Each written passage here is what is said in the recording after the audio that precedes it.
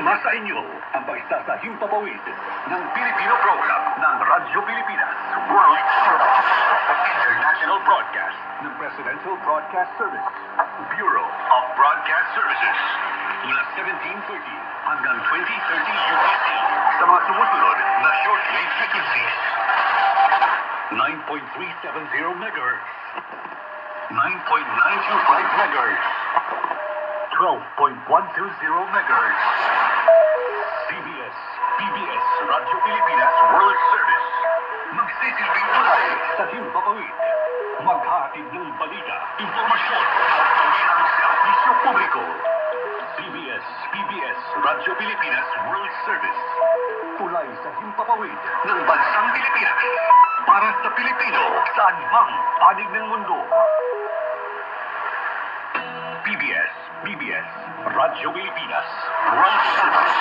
Mas pinalakas, mas pinalawak.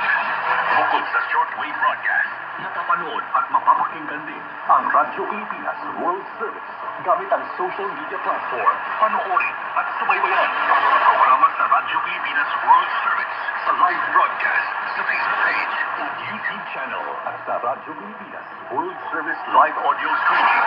Pinagsanib na pwersa ng shortwave broadcast at social media platforms upang mas makapaghatid ng balita, impormasyon at serbisyo publiko. Radyo Pilipinas World Service, ang international broadcast station ng Presidential Broadcast Service, Bureau of Broadcast Services, para sa Pilipino, saan man sa mundo. Ito ang Radyo Pilipinas World Service. Radyo Pilipinas World Service, ang online digital platform station ng Presidential Broadcast Service, Bureau of Broadcast Services. Radyo Pilipinas World Service, nagsisilbing makabagong tulay sa paghahatid ng balita, impormasyon at mga programa para sa mga Pilipino sa iba't ibang panig ng mundo gamit ang online services sa inyong mga social media applications. Radyo Pilipinas World Service, ang online digital station ng Pilipino para sa Pilipino, saan mang dako ng mundo. Ang Pilipinas ngayon. Narito na ang pinakamainit na mga balita na nakalap sa bawat sulok ng bansa. Ihahatid sa bawat Pilipino, saan man kayo sa mundo. Ang Pilipinas ngayon. Pakinggan ang bawat kaganapan sa bawat halawigan. Ito ang Pilipinas ngayon.